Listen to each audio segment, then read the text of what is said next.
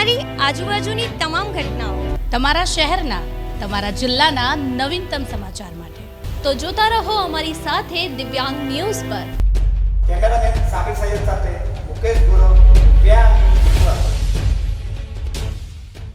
નમસ્કાર, હું છું પૂજા. આપ જોઈ રહ્યા છો દિવ્યાંગ ન્યૂઝ. સમાચાર વિસ્તારથી જોઈએ તો છોટાઉદેપુરમાં નસવાડી નગરમાં રક્ષાબંધનના તહેવારને લઈને ગઈકાલ સુધી ઘરાકી ન નીકળતા નસવાડીના વેપારીઓએ રાખડીનો માલ તેમજ મીઠાઈના વેપારીઓ મીઠાઈનો સ્ટોક કરી દેતા વેપારીઓમાં ચિંતાનું મોજું ફરી વળ્યું છે.